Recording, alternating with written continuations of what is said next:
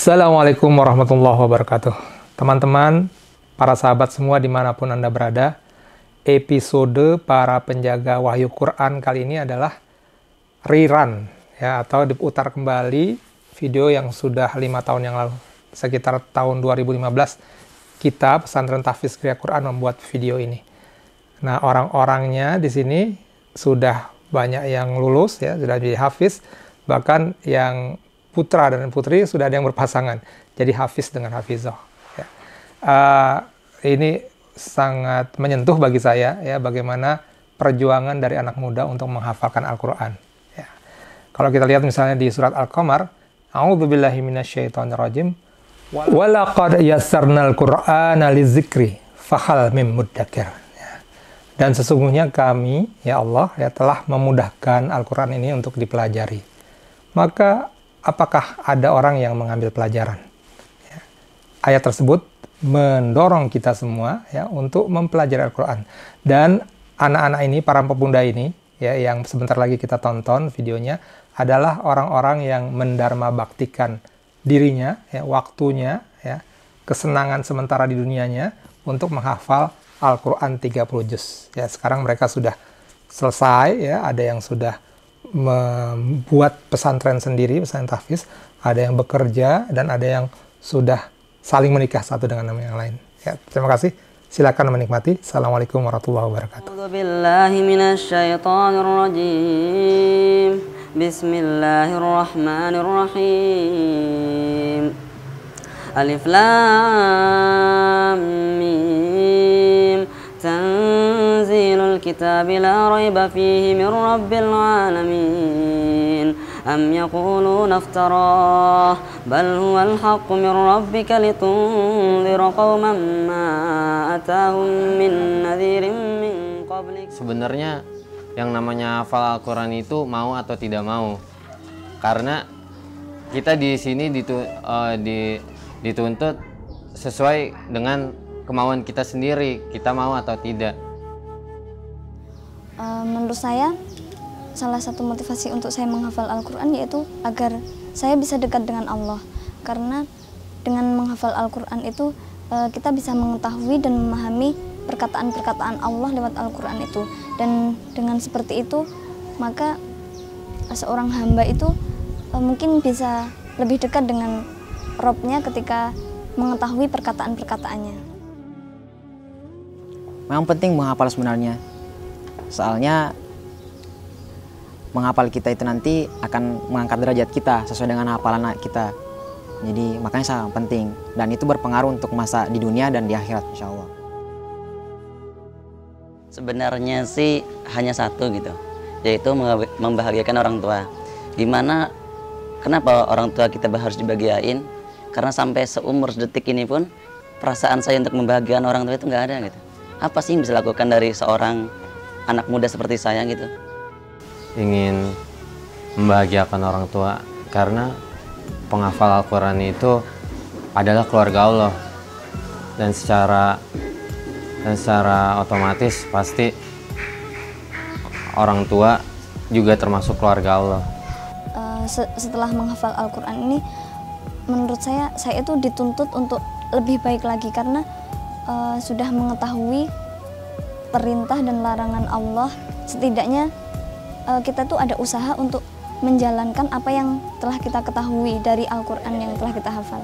Kita sebenarnya sebagai umat Islam sendiri, apalagi sebagai pemuda, seharusnya selain menghafal Al-Quran juga tahu akan kandungannya dengan artinya, kemudian bisa kita aplikasikan juga. Karena kalau misalkan kita bisa memahaminya juga, kita bisa mempraktekannya di kehidupan kita sehari-hari. Ini adalah tempat untuk menghafal Quran sebenarnya. Kemudian kita berpikir bahwa Al-Quran itu adalah kitab yang penuh berkah yang diturunkan oleh Allah melalui Nabi Muhammad SAW kepada manusia. Afala yatadabbaruna Quran am ala qulubin aqfaluha.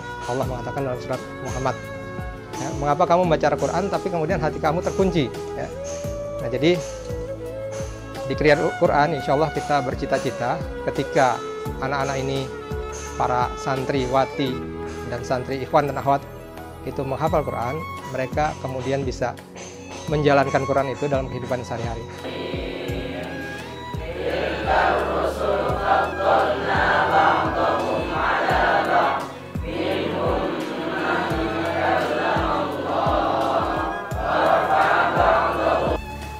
Santri tersebut kita motivasi dengan beberapa keutamaan dari Al-Quran. Seperti Rasulullah SAW sabdakan, khairukum man ta'allama al-Quran wa 'allamahu. Sebaik-baik kalian adalah orang yang mempelajari Al-Quran dan mengajarkannya. Dengan hadis ini tentunya si santri tersebut insya Allah akan sedikit termotivasi gitu kan. Coba menghafal 1 ayat 1 hari, enak rasanya. Pertama sih mulai boring, mulai bosan. Soalnya aduh susah masuk menghafal kan, tapi lama-lama rasanya pertama cuma dapat 1 hari 1 halaman, 3 bulan kemudian dapat 1 lembar, dan seterusnya 6 bulan kemudian bisa dapat 2 lembar. Itu karena sudah keasik gitu, makanya coba aja dulu, itu yang paling penting. Kenapa sih Ustazah gitu kan, padahal saya rajin menghafal gitu kan, dari bangun tidur sampai mau setoran tuh baca Quran terus gitu, tapi kenapa saya cuma dapat 1 halaman gitu kan. Terus ya saya bilang ya sabar aja gitu ya, tiap orang kan berbeda gitu ya, tidak sama antara si A dan si B gitu ya. Tapi alhamdulillah dengan seringnya kita komunikasi, semangatnya untuk menghafal masih terus berlanjut, bahkan sekarang bisa sampai 3 halaman ya. Awalnya saya pernah berpikir sebelum berniat untuk menghafal Al-Quran, menurut saya menghafal Al-Quran itu adalah pekerjaan yang sangat sulit sekali. Apalagi saya melihat Al-Quran segini tebalnya. Apakah mungkin orang manusia biasa seperti saya ini bisa menghafalkan Al-Quran 30 juz? Tapi setelah saya coba-coba untuk sering membaca Al-Quran dan mencoba sedikit demi sedikit menghafal, ternyata menurut saya Al-Quran itu nggak sesulit apa yang saya kira. Dan saya yakin saya bisa menyelesaikan hafalan 30 juz. Dapat hikmah. Kalau apabila misalnya nggak bisa masuk, cari inspirasi yang lain, cari tempat-tempatnya, sehingga melupakan kita dengan ayat tersebut, ayat-ayat yang nggak bisa masuk itu. Akhirnya pas udah teriak, udah keluar semua kan, frustasi semuanya. Pas menghafal, alhamdulillah lancar, seperti itu. Hambatan banyak. Kenapa banyak? Karena saya emang backgroundnya bukan dari awal pesantren gitu. Dari pertama SD, SMP, SMA, semua negeri. Begitu ketika masuk pesantren Geria Quran ini, ada terasa beban berat. Yang pertama saya rasakan adalah sulit menghafal. Bagaimana dibilang sulit? Karena emang sebelumnya saya jauh dari Al-Quran. Dalam arti membaca atau tilawah saja jarang. Nah, bagaimana ketika tiba-tiba pengen menghafal dan tiba-tiba susah? Dan itu saya rasakan benar-benar terasa. Sampai waktu itu saya menangis, kenapa nggak bisa menghafal? Maka banyak curhat kepada Ustadz. Kenapa? Apa jawaban Ustadz adalah dan bersabar, dan ada ikhtiar, kemudian doa. Akhir triwulan pertama, maka kemudahan itu sudah saya dapatkan. Sehari sehalaman saya bisa lakukan, walaupun pertama sebelumnya itu 1 ayat pun susah masuknya. Kok bisa gitu? Ya itulah perjalanan dan butuh perjuangan sebenarnya. Yang menjadi hambatan adalah, yang paling besar hambatannya adalah malas. Itu saja. Tapi apabila kita rajin, oh ya udah, maka apapun yang terjadi, susah pun ayat itu ya mudah aja. Karena sebenarnya itu adalah keyakinan dan keinginan yang kuat. Wa man jahada fa innama yujahidu li nafsihi. Barang siapa bersungguh-sungguh, maka dia akan mendapatkan kesungguhan itu sesuai dengan apa yang dia dapatkan. Jadi harus sesuai dengan kesungguhannya. Jadi tidak mengenal yang namanya gimana, tapi yang mengenal kesungguhan. Dan masalah pencapaian itu tergantung santrinya itu sendiri. Sebelum menghafal itu, terlebih dahulu baca dulu artinya, supaya kita mengerti, oh ceritanya tentang seperti ini. Nah, ntar kalau misalnya kita udah mengerti artinya, biasa ke bawah dengan ayatnya. Oh artinya sama dengan, biasanya kan ada perkataan bahasa Indonesia sama perkataan bahasa Arab sama, jadi mudah dihafal.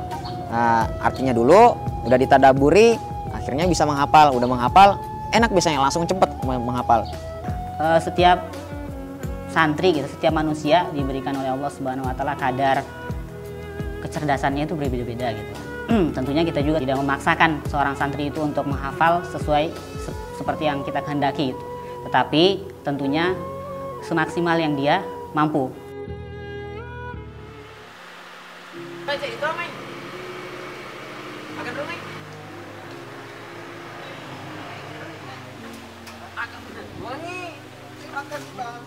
Orang-orang beriman itu bersaudara, sehingga di gereja Quran antara asatis dan antara santri itu tidak ada yang membedakan, sehingga mereka mengeluhkan apa saja mereka akan ngomong langsung kepada asatisnya, dan begitu pun asatis ketika mendapatkan santrinya mungkin hari ini futur, hari ini mereka malas, hari ini mereka jenuh, langsung ditanyakan kepada santri yang berkaitan, sehingga satu sama lain itu saling melengkapi. Memberikan solusi ya bagi para santri yang merasa jenuh dengan menghafal Al-Quran, yakni yang pertama kita terus memotivasi mereka ya, memotivasi bagaimana untuk tidak futur, tidak down. Kemudian kita juga punya rekreasi, misalnya semacam tahun baru itu kita mengadakan malam bina iman dan takwa. Itu pernah di Masjid Atin Taman Mini dan di masjid di Bank Indonesia. Kami juga memberikan semacam tambahan pelajaran ya. Jadi bukan melulu untuk menghafalkan Al-Qur'an, tapi kita juga punya program yang lain semacam pelajaran fikih, hadis, dan juga Saqafah Islamiyah. Kemarin sih dalam program itu ada kursus bahasa Inggris, kursus menyetir mobil. Nah, jadi yang program-program di luar Al-Quran. Terus perpustakaan juga ada gitu untuk menambah wawasan lain anak-anak di sini. Kami juga punya program semacam olahraga ya. Jadi ada futsal, ada bulu tangkis, ada sepak takraw, ada tenis meja. Kemudian juga ada senam. Tentunya ketika ada santri yang melanggar gitu ya, ada santri yang tidak taat kepada aturan, kita punya aturan sendiri juga gitu ya, yang mana bahwa aturan ini berlaku bagi semua santri gitu ya. Kalau mereka melanggar, maka kita berikan sanksi tersebut. Misalnya kalau secara aturan si santri enggak setora hafalan gitu dalam hari itu, tentunya itu akan dipanggil gitu kan, seperti itu, diberikan peringatan dulu gitu, kenapa dan sebagainya, kemudian kita motivasi. Kalau masih juga tidak bangkit gitu, tidak termotivasi, maka kita berikan peringatan gitu kan, seperti itu, peringatan tertulis, bahkan mungkin kita telepon orang tuanya. Tetapi kalau misalnya dengan seperti itu juga masih nggak bisa, ya apa boleh buat, kita akan bertindak untuk mendeonya.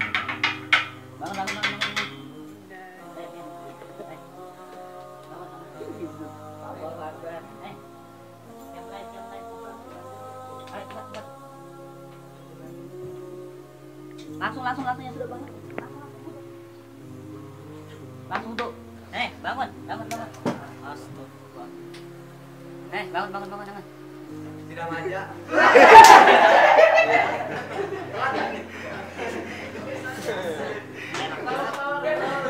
Itu ketika sepertiga malam, suasananya itu lebih tenang. Kemudian hati khusyuk pun ada.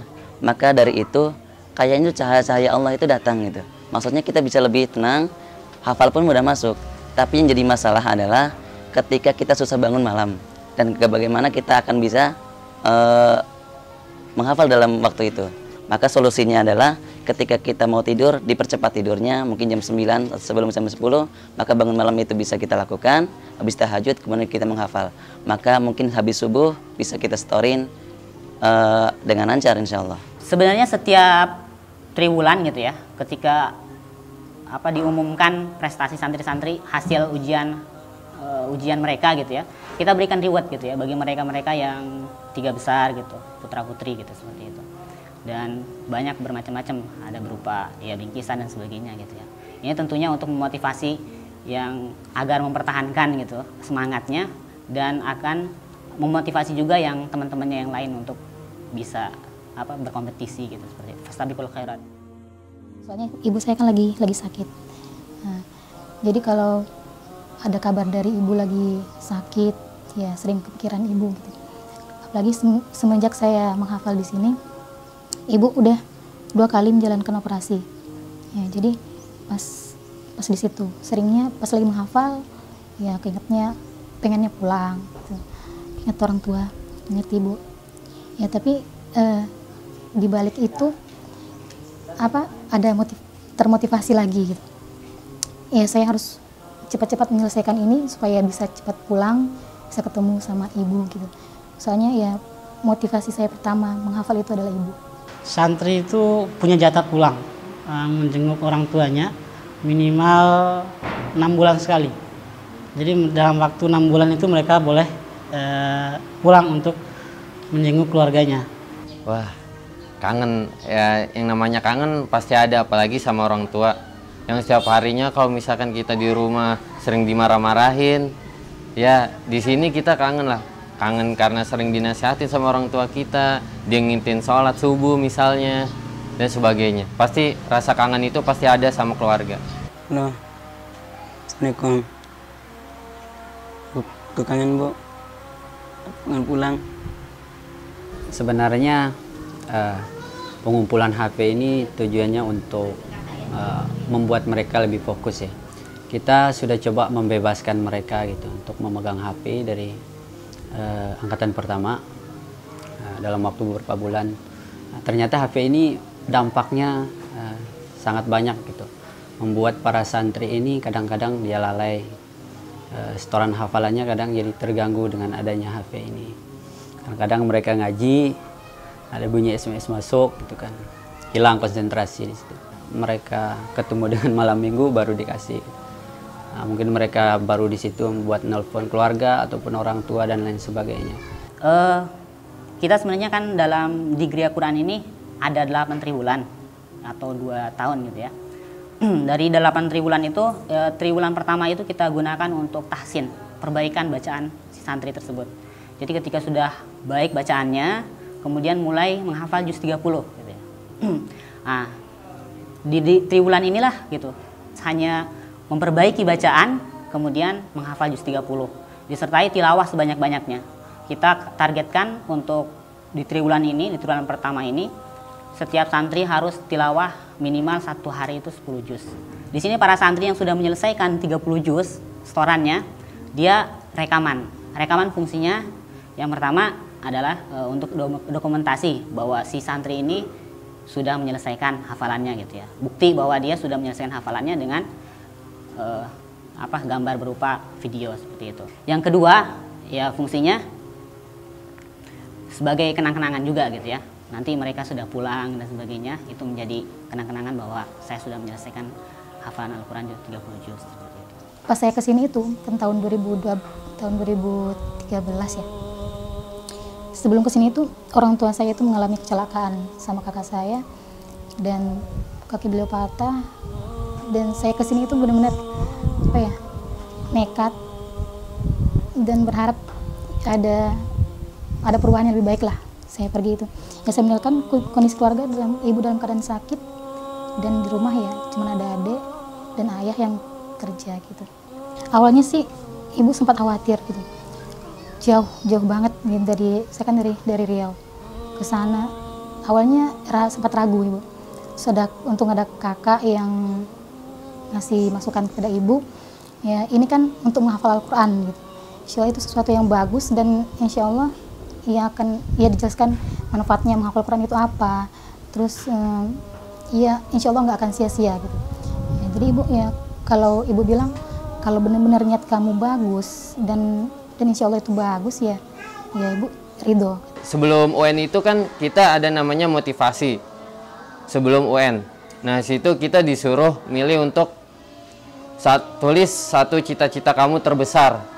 Nah di situ entah kenapa mungkin kode juga dari Allah.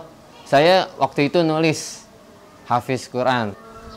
Entah kenapa mungkin Allah menerima doa saya dan kemudian saya masuk di sini.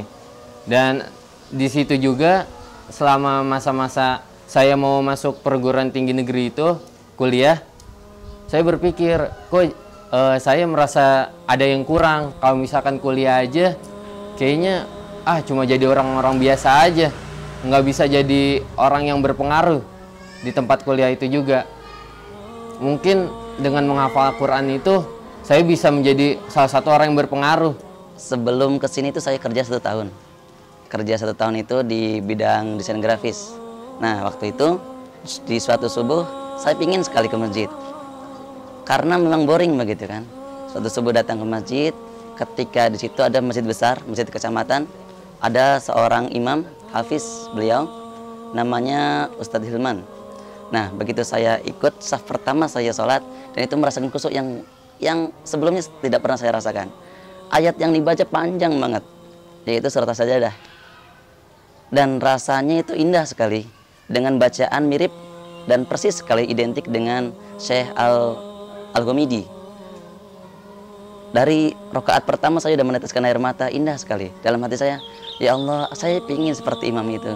Saya pingin sekali punya suara seperti itu, hafalan yang kuat itu, kemudian kemuliaan yang seperti beliau begitu.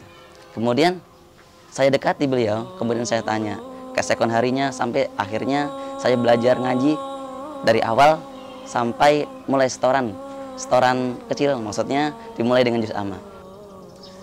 Sebenarnya untuk menghafal Al-Quran itu sangat banyak rintangannya. Itu yang paling pertama yang harus kita pahami. Soalnya sebelum saya kesini, saya sempat berkelahi sama orang tua, coba ku cekcok segala macam, sampai diusir dari rumah pernah. Karena kebetulan orang tua dan semua keluarga dari orang tua saya itu belum ada yang pernah menjajaki di sarjana, belum pernah merasakan sarjana. Nah, otomatis keluarga-keluarga mengatakan, wah kamu harus kuliah. Nah, pada waktu itu saya keterima SNMPTN. Nah, makanya keluarga bilang, pokoknya kamu harus masuk di sini. Saya mengikuti pengajian, pada suatu subuh hari Ustadz itu mengatakan Al-Quran itu sangat menenangkan hati. Langsung cahaya dalam hati saya itu langsung bersinar gitu. Wah, pokoknya saya harus menghafal gitu. Udah, akhirnya orang tua nggak menyetujui, saya pergi ke Ustadz saya pergi ke rumah saya untuk membujuk orang tua saya, akhirnya saya bisa pergi. Dan saya datang ke sini walaupun tanpa orang tua memberi sesuatu uang jajan, dengan hasil sendiri cari gitu. Misalnya tapi alhamdulillah orang tua bisa mengerti sekarang. Ternyata Al-Quran itu sangat penting. Menghafal, ya seperti itulah menghafal. Cobai dulu aja. Dan kenyataannya bener. Itu tuh hati menjadi lebih tenang. Kemudian kita bisa menjadi lebih dewasa dan bisa memahami Islam lebih baik lagi dibanding dengan anak-anak muda zaman sekarang.